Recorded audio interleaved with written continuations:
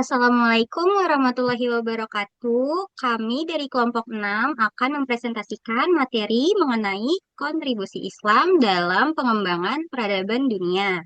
Sebelum itu, izinkan kami memperkenalkan diri terlebih dahulu.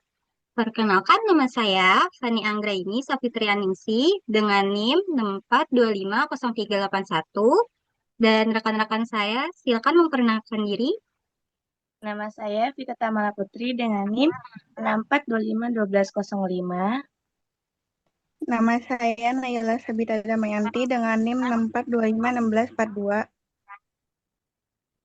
Nama saya Muhammad Nabir dengan NIM 642505594. Nama saya Farhan Hidayat dengan NIM 64252109. Oke, yang pertama saya akan menjelaskan latar belakang dan pengertian. Peradaban dunia modern tidak terlepas dari kontribusi peradaban Islam yang menjadi sumber ilmu, pengetahuan, dan budaya. Bahkan dunia barat mengalami kemajuan pesat setelah menerima transmisi ilmu dari peradaban Islam yang sebelumnya diliputi masa kegelapan atau Dark Ages. Secara definisi, peradaban Islam adalah hasil karya manusia yang berlandaskan ajaran Islam, mencakup aspek sosial, ekonomi, hingga politik dengan orientasi keseimbangan dunia dan akhirat. Selanjutnya, Baik, selanjutnya di sini ada awal perkembangan Islam, yaitu transformasi ini dimulai sejak zaman Nabi Muhammad SAW di Jazirah Arab yang berhasil mengubah masyarakat jahiliyah menjadi masyarakat beradab.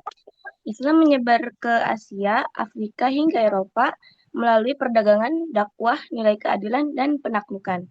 Penting dicatat bahwa ekspansi Islam tidak hanya mengambil wilayah, tetapi juga membangun peradaban dan tetap toleran terhadap budaya lokal. Next. Nah, di sini juga ada peran Islam dan bukti kemajuan. Nah, Islam menjadi pusat perkembangan ilmu pada abad pertengahan, mengembangkan bidang kedokteran, matematika, astronomi, hingga filsafat.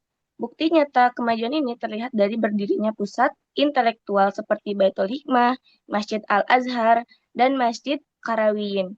Selain itu, perpustakaan dan lembaga pendidikan berkembang pesat, melahirkan banyak karya ilmiah dan sastra yang mengubah tradisi manusia.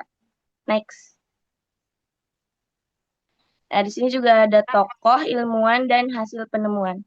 Dunia Islam melahirkan cendekiawan besar yang pengaruhnya masih terasa hingga sekarang. Di antaranya, Ibnu Sina di bidang kedokteran, Ibnu Khaldun di bidang sejarah dan sosiologi, Al-Kindi dan Ibnu Rushd di bidang filsafat.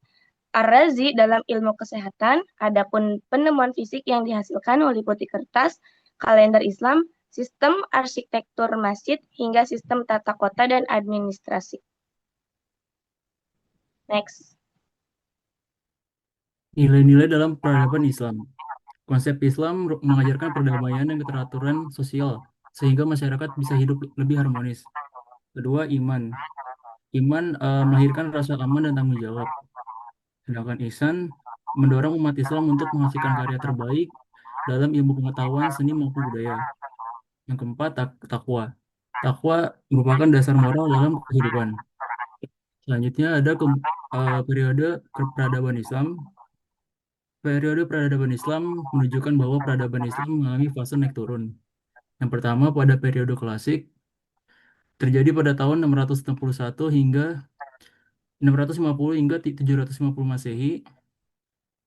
Dan yang kedua pada masa kejayaan Islam, yaitu pada masa periode pertengahan pada tahun 1250 hingga 1800 Masehi. Yang ketiga, mulai terjadi kemunduran pada periode modern pada masa 1800 hingga sekarang.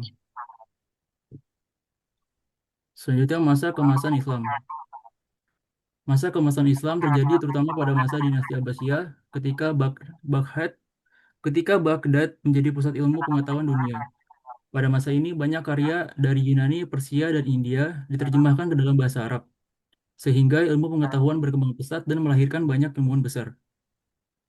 Selanjutnya ada dinasti Umayyah. Sebelum masa Abbasiyah, dinasti Umayyah sudah meletakkan fondasi sebagai kemajuan Islam. Dinasti ini fokus pada ekspansi wilayah, memperkuat sistem pemerintahan, menjadikan bahasa Arab sebagai bahasa resmi, serta membangun infrastruktur seperti masjid dan istana yang menjadi simbol kekuatan peradaban Islam.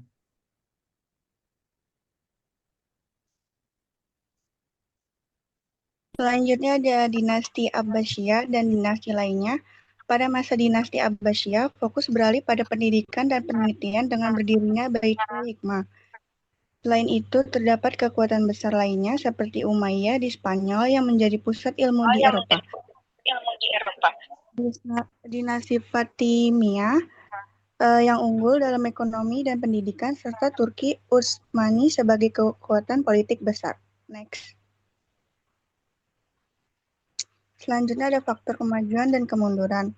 Kemajuan Islam didukung oleh dukungan penguasa terhadap ilmu, semangat umat dalam meneliti, stabilitas ekonomi, serta toleransi terhadap budaya lain.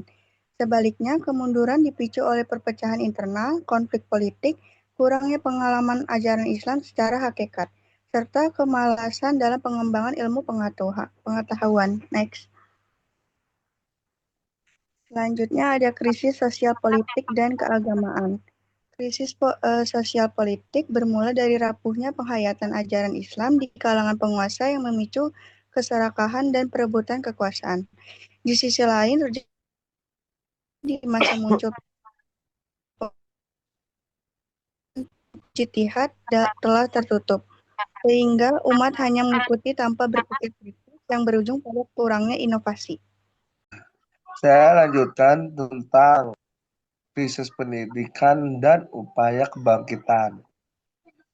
Dunia pendidikan terpukul hebat saat pusat-pusat ilmu seperti perpustakaan dihancurkan dan dibakar. Kebebasan berpikir menurun dan pendidikan tidak berkembang.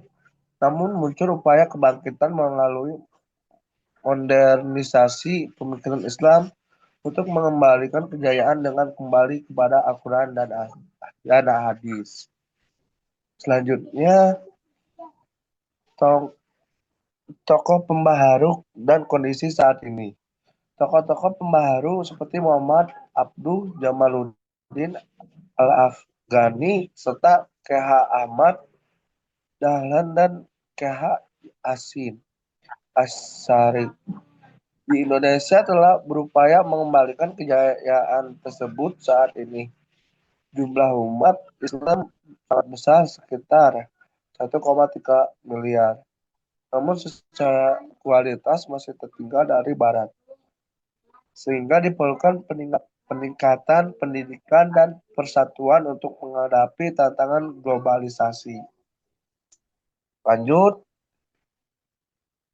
Sebagai kesimpulan, Islam pernah memimpin peradaban dunia melalui ilmu pengetahuan dan nilai-nilai luhur.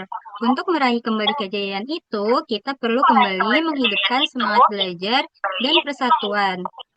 Sekian presentasi dari kami. Mohon maaf atas segala kekurangannya.